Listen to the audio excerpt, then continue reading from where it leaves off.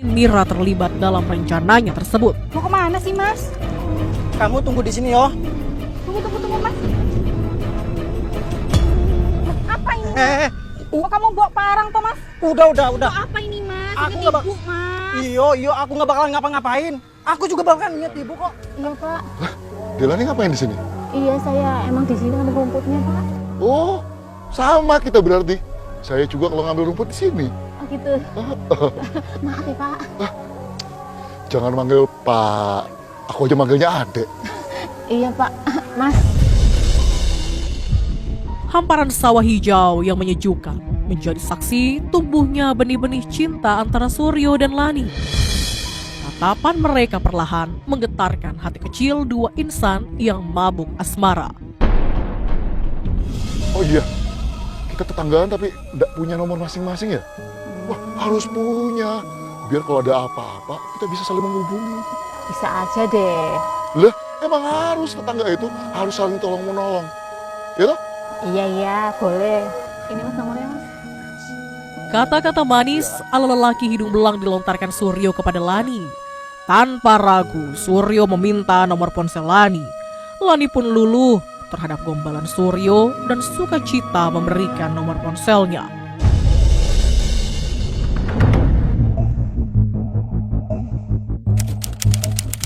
Jadi Bu, kata Pak Ustadz tuh kalau makan nggak baca doa tuh nanti makannya dimakan setan Bu.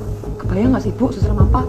Semenjak bertukar kontak, Suryo lebih sering memandang layar ponselnya untuk berkirim pesan singkat kepada Lani. Gerak-gerik Suryo lantas membuat istrinya menaruh bibit curiga. Wah, acara kesukaan ibu nih. Pasti nggak bisa nonton. Iya. Tuh, Bu, acara kesukaanmu tuh. Iya. Hal yang sama terjadi pada Lani. Pandangannya yang terus tertuju ke layar ponsel membuat keluarga Lani merasa curiga. Panggilan anak-anaknya tidak lagi diindahkan olehnya. Iya. Kalian ngomong macam masalah acara TV kan? Iya Ibu denger. Itu loh, Bu. Handphoneku, Bu. Kalau dipakai SMS-an terus, habis ntar pulsanya. Pak, boleh ditaruh dulu handphonenya. Makan dulu. Nanti bisa dilanjut lagi. Bapak nih iya aja. Ayo toh makan. Ini tuh bukan waktunya main HP. Ya. Yuk, makan yuk. Ayo makan. Bapak tuh telat. Dari tadi kita udah mulai makan. Bapak aja tuh sibuk main HP. Walah Mir. Ntar Ibu ganti pulsamu. Gak usah khawatir. Bu, ibu aku perhatiin mainin HP terus Bu. SMS-an sama siapa sih Bu?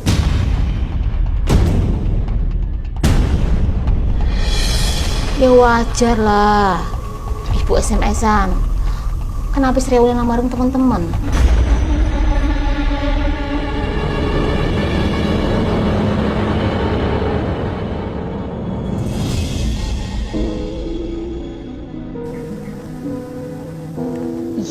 Dikasih kamu kan Mas?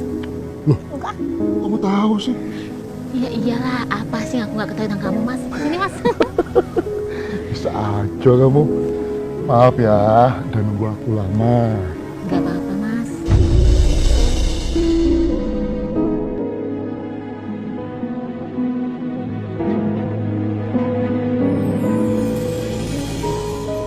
Kamu tuh mau ngomong apa toh? Enggak sih Mas. Kenapa kita itu gak kenal dari dulu ya Mas ya? Ya, namanya juga semuanya itu harus melewati proses. Biar rasanya itu pol. Ya toh? Bener Mas, emang lebih pol rasanya. Yang penting sekarang itu kita udah jadi jodoh.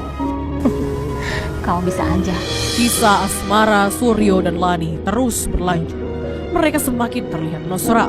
Tak ingin diketahui oleh orang lain, mereka memadu kasih secara sembunyi-sembunyi. Hanya langit biru tak berawan yang menyaksikan. Lani dan Suryo saling bercengkrama seperti sepasang remaja yang baru mengenal cinta. Tanpa sadar, di kejauhan seseorang melihat kemesraan. Bune si Yono karo Pak Suryo. Ra beres iki. Wah, yang mesti kasih tahu si Yono iki. Ya serius. Berarti tuh kalau kamu gak percaya. Yan. Kamu ikut aku ya. Ikut kemana? Kamu ikut aku ke kebun. aku lihat ibumu sama Pak Suryo berdua di kebun. Udah kamu ikut aku aja. Udah kamu ikut aku aja. Yuk, ayo cepetan. Ini kerjaanku gimana? Udah biarin aja. Har, gimana? Cepet kasih tahu aku. Aku lihat di sana. Udah kita ke sana aja. Yus. Kemesraan Lani dan Suryo seketika terhenti oleh suara teriakan yang dikenal. Keduanya pun tertangkap basah sedang bermesraan hanya dapat salah tingkah. Ibu, Pak Suryo, ini itu ibu saya, Pak. Bapak sama ibu lagi ngapain di sini? Nggak begitu Mas Yono. Tadi itu aku lagi nyari kayu. Ibu kamu tuh lagi nyari rumput. Tapi sepertinya jarinya ibu kamu tuh luka. Makanya tak periksa. Mana Bu? Mana?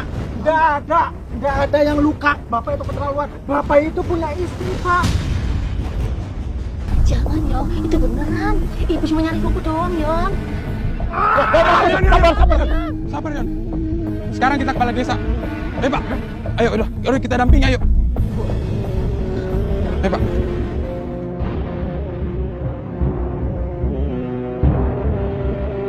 Sesampainya di balai desa, Yeni melapor kepada kepala desa atas perselingkuhan Lani dan Suryo. Perdebatan yang terjadi menghasilkan sebuah surat perjanjian. Sekarang giliran Bapak. Pak Suryo harus tanda tangan ini. Ayo Pak, tanda tangan Pak. Ayo Pak, tanda tangan. Akan tetapi, akankah hati yang tersakiti dapat diobati dalam sebuah janji tanpa sebuah materai kepercayaan? Apakah ini penyebab Suryo yang nantinya menjadi jasad yang dimakan abu?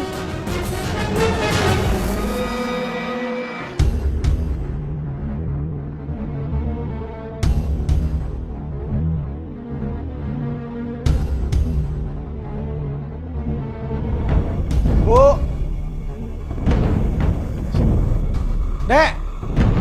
Dek. Apa sih Mas, teriak-teriak? Kamu lihat ibu enggak? Lah mungkin di depan, aku nggak tahu. Di luar. Ngapain? Ya nggak tahu.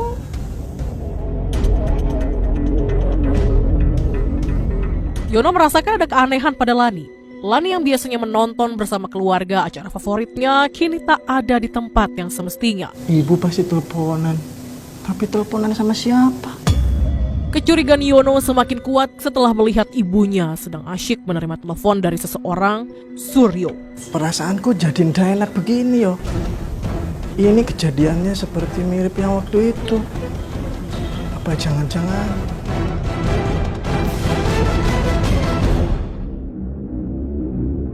Tanpa diketahui, anak-anaknya Lani memulai hubungan kembali dengan Suryo. Alasan demi alasan dibuat demi menutupi hubungannya dengan kekasih gelapnya. Ibu baru ingat kalau hari ini ibu ada janji sama ibu tetangga, ada pengajian Mir. Duh Ibu, kirain ada apa toh? Lanjutin transaksinya, nggak apa-apa Iya kan? Bu, nggak apa-apa. Ibu tinggal ya. Iya Bu. Namun kesalahan fatal dilakukan oleh Lani. Ia meninggalkan ponselnya tanpa menghapus riwayat kontak yang ia hubungi. Yono yang melihat ponsel itu pun langsung mengeceknya. Itu ibu mau kemana? Katanya ada pengajian sama ibu-ibu tetangga. Pas banget. Itu HP ibu ketinggalan. Jadi aku bisa ngecek siapa orang yang selalu telepon ibu. Masih kepo banget toh Mas. Aku itu bukan kepo, tapi untuk kebaikan ibu juga. Kalau saudara ndak apa-apa yang nelpon, tapi kalau orang lain gimana? Iya juga sih Mas.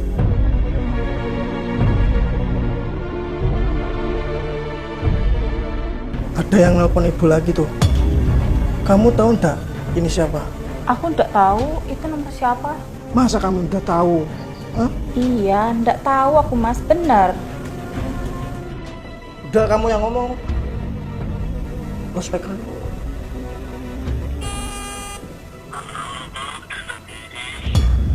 Tut. Wah. Dia lagi. Berani-beraninya emang sama aku. Sopo sih Mas? Ini suara si Suryo. Yono membuktikan bahwa suara yang selama ini mengusik hidupnya adalah Suryo sang hidung belang. Emosinya pun memuncak, ia merasa harus memberi pelajaran kepada lelaki paruh baya itu. Suryo telah mempersiapkan segalanya untuk bertemu dengan kekasih gelapnya itu. Pakaian yang rapi dan wangi, parfum melengkapi persiapannya untuk bertemu Lani. Istri Suryo menaruh rasa curiga. Bapak kok mau cari rumput rapi gini? Bawa jaket, wangi lagi. Ya Bu, Bapak ini kan pakai celana pendek di dalam. Jadi habis cari rumput, Bapak mau cari rezeki lain lagi.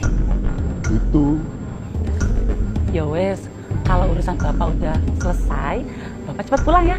Nanti Ibu masakin makanan kesukaan Bapak. Tumben, Ibu ingat? Ingat dong Pak, sumber jengkol sama tumis kangkung kan? Kalau begini, Bapak jadi pengen cepat pulang. Makan masakannya Ibu. Bapak bisa aja. Wes, Bapak berangkat sekarang ya. Iya Pak. Assalamualaikum. Waalaikumsalam. Hati-hati ya Pak.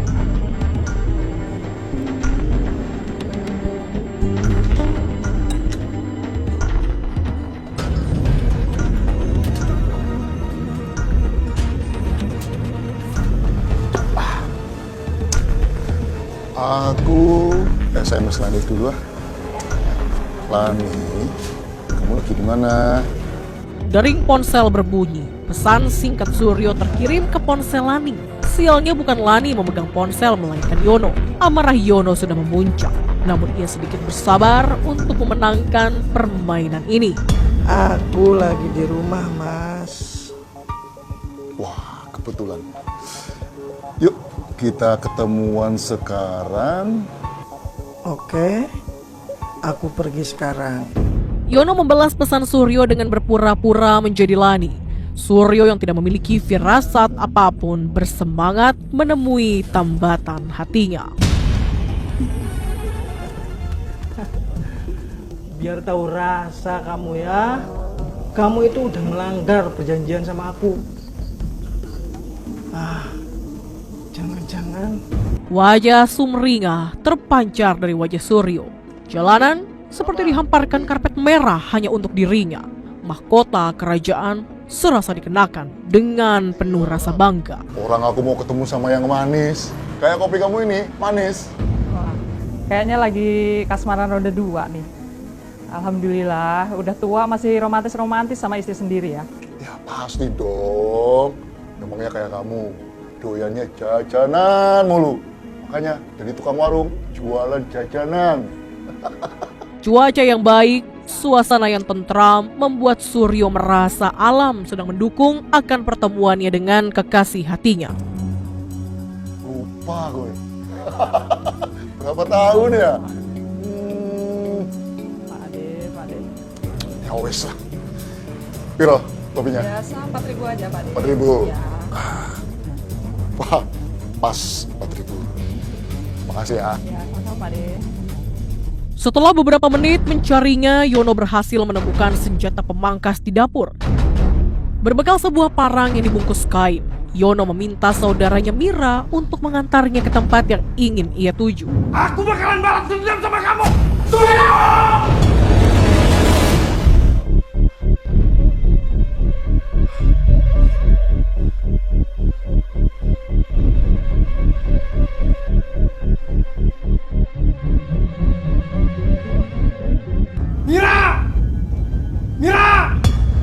Apalagi Thomas?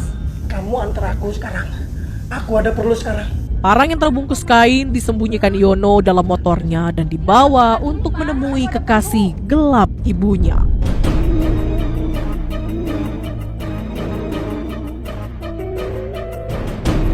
Mira yang saat itu melihat parang di pinggang Yono sontak bertanya. Namun Yono tidak menghiraukannya. Ia tidak ingin Mira terlibat dalam rencananya tersebut. Mau kemana sih, Mas? Kamu tunggu di sini, yo. Tunggu, Mas. Apa ini? Kok kamu bawa parang toh, Mas? Udah. Apa ini, Mas? Aku Ingat nggak ibu, Mas. Iyo, aku nggak bakalan ngapa-ngapain.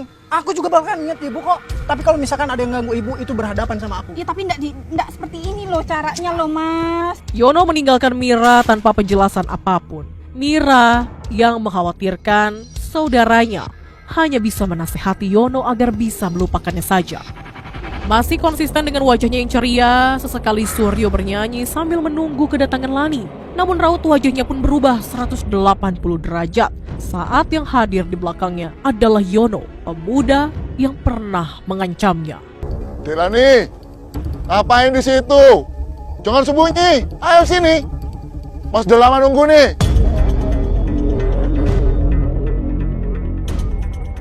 Kangen sama Sopo, Pak?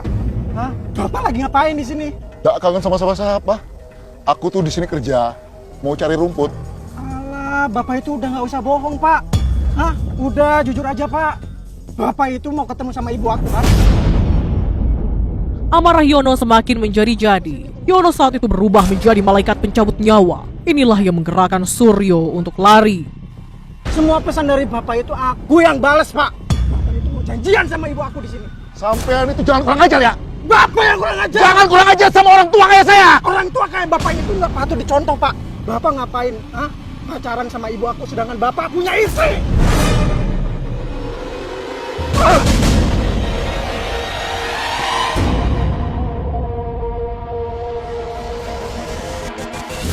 Mas.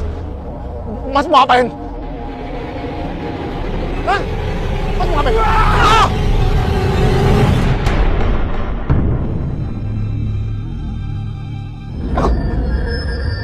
Allahu Akbar, Allahu Akbar. Bapak kemana ya? Kok udah jam segini belum pulang? Tidak biasanya Bapak jam segini belum pulang. Di lokasi terpisah, suasana dalam hati Tika tak menentu.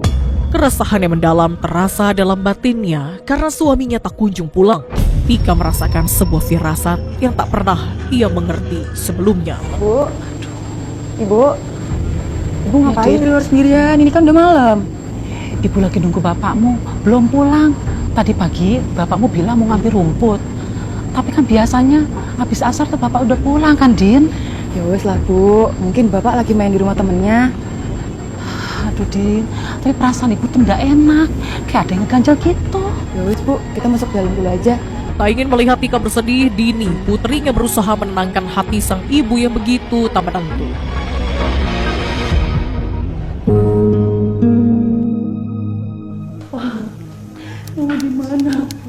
Suasana rumah yang biasanya tentram kini berubah menjadi mencekam. Tangisan Tika pecah karena sudah berhari-hari suaminya tidak kunjung pulang. Bu, Ibu yang sabar ya.